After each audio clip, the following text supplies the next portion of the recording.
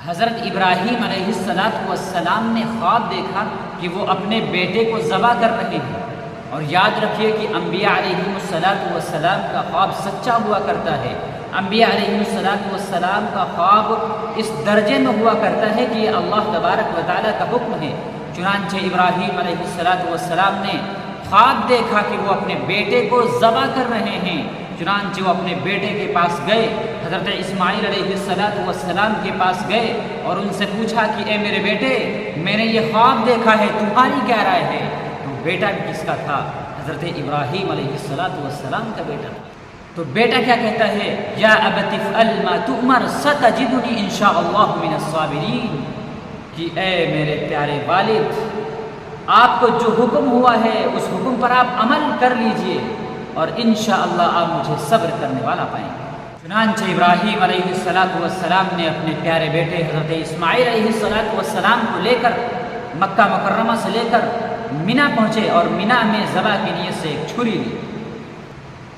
یہ منی مکہ مکرمہ سے 3 میل دور 2 پہاڑوں کے درمیان ایک میدان ہے، اس کو منی کہا جاتا ہے۔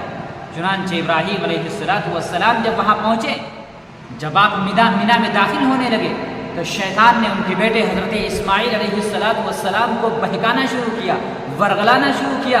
ابراہیم علیہ السلام کو پتہ چلا تو ابراہیم علیہ السلام نے اللہ اکبر کہہ کر 7 کنکریاں اس شیطان کو ماری۔ وہ شیطان زمین میں وہیں دس گیا۔ آپ دونوں آگے بڑھے، چل رہے ہیں، شیطان پھر آیا، پھر شیطان نے بہکانا شروع کیا حضرت اسماعیل علیہ السلام کو۔ ابراہیم علیہ السلام نے پھر 7 کنکریاں لیں اور اللہ اکبر کہہ کر اس شیطان کو مارا۔ چنانچہ وہ شیطان پھر زمین میں دھس گیا۔ آپ دونوں آگے بڑھے، پھر شیطان کو زمین نے نکال دیا، اپنے اندر سے نکال دیا زمین نے شیطان کو۔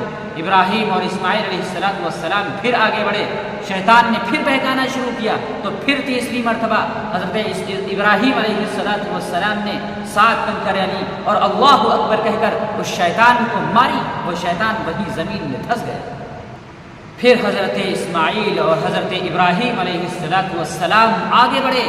حضرت ابراہیم علیہ السلام نے حضرت اسماعیل علیہ السلام کو زمین پر لٹایا، ابھی ذبح نہیں کیا تھا، ذبح کرنے ہی والے تھے کہ اللہ کی جانب سے ندا آ گئی، ایک آواز آ گئی۔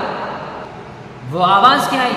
یا ابراہیم قد صدقت الرؤیا، کہ اے ابراہیم تم نے اپنا خواب سچ کر دکھایا۔ چنانچہ اللہ رب العزت نے ایک میڈھا بھیجا اسماعیل علیہ السلام کی جگہ پہ، وہ میڈھا قربان ہو۔ تو ذبح تو میڈھے کو کیا، لیکن ثواب کس کا ملا؟ ثواب بیٹے کو قربان کرنے کا ملا، کیونکہ یہ دل و جان سے راضی تھے۔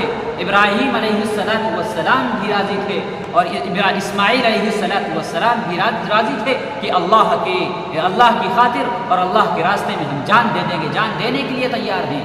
ابراہیم علیہ السلام اللہ کا حکم پورا کرنے کے لیے تیار ہیں، اور اسماعیل علیہ السلام اپنی جان دینے کے لیے اللہ کی راہ میں جان دینے کے لیے تیار ہے۔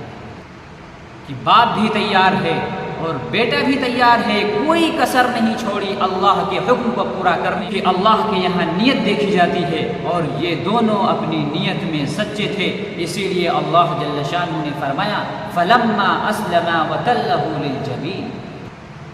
تو یہ واقعہ قربانی کرنے کی ابتدا ہے، اور حاجی جب حج پر جاتے ہیں اور شیطان کو کنکریاں مارتے ہیں تو یہی وہ 3 جگہیں ہیں جہاں پر ابراہیم علیہ السلام نے 3 مرتبہ شیطان کو کنکریاں ماری تھیں۔ آج نشانات بنا دیے گئے ہیں، پتھروں کے پلر اور مینار ٹائپ میں بنا دیے گئے ہیں۔ آج جو بھی حاجی جاتا ہے تو وہ شیطان کو انہی علامتوں کے اوپر کنکریاں مارتا ہے۔ یہ بھی ابراہیم علیہ السلام کی سنت ہے۔ اس کے بعد اللہ جل شانہ کی رضا کے لیے جانوروں کو قربان کرنا یہ ثواب قرار دے دیا گیا اور عبادت قرار دے دیا گیا۔ چنانچہ شریعت محمدیہ کے اندر اس کو واجب قرار دے دیا گیا۔ جس شخص کے اوپر واجب ہو، جو شخص صاحب استطاعت ہو، حیثیت رکھتا ہو، تو وہ قربانی ضرور کرے، اور اگر کوئی حیثیت نہیں رکھتا ہے، اگر ایسے ہی قربانی کرنا چاہتا ہے تو انشاءاللہ اس کو بھی بہت بڑا ثواب ملے۔ اسی لیے حضرت عائشہ رضی اللہ تعالیٰ عنہ فرماتی ہیں کہ نبی اکرم صلی اللہ علیہ وآلہ وسلم نے فرمایا کہ قربانی کے دن 10 ذی الحجہ کو اللہ تبارک و تعالیٰ کو اگر کوئی عمل محبوب ہے، کوئی عمل پسندیدہ ہے تو جانور کو ذبح کرنا ہے، قربان کرنا ہے۔ اس سے بڑھ کر کوئی عمل اللہ تبارک و تعالیٰ کو 10 ذی الحجہ کے دن پسندیدہ اور محبوب نہیں۔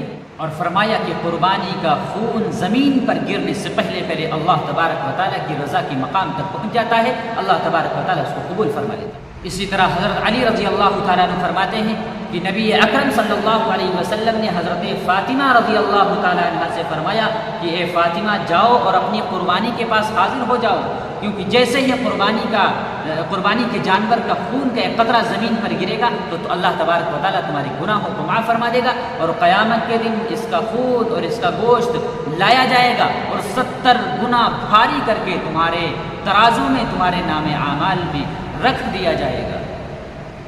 تو حضرت ابو سعید خدری رضی اللہ تعالیٰ عنہ نے عرض کیا یا رسول اللہ، یہ جو فضیلت آپ نے بیان فرمائی ہے یہ فضیلت صرف آل محمد کے لیے ہے یا عام مسلمانوں کے لیے بھی ہے؟ تو نبی اکرم صلی اللہ علیہ وسلم نے فرمایا خاص طور سے یہ آل محمد کے لیے ہے اور عام طور پر تمام مسلمانوں کو یہ فضیلت حاصل ہے۔ تو اس روایت میں 2 بہت اہم فضیلتیں معلوم ہوئی ہیں۔ پہلی فضیلت تو یہ ہے کہ قربانی کے جانور کا خون زمین پر گرتے ہی اللہ تبارک و تعالیٰ قربانی کرنے والے کو معاف فرما دیتے ہیں، اس کی مغفرت فرما دیتے ہیں۔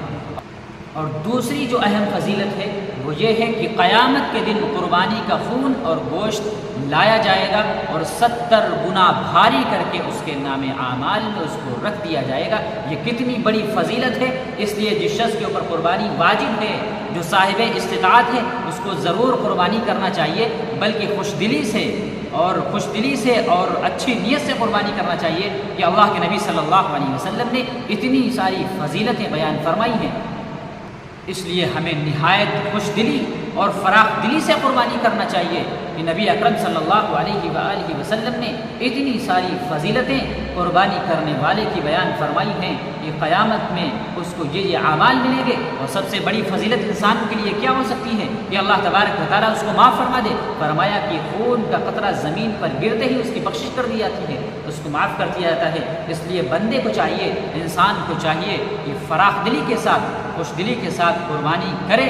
جن کے اوپر قربانی ہے وہ تو کرے ہی، اور جن کے اوپر قربانی نہیں ہے اگر وہ قربانی کرنا چاہیں تو اللہ تبارک و تعالیٰ ان کو بھی بہت بڑا ثواب عطا فرمائے۔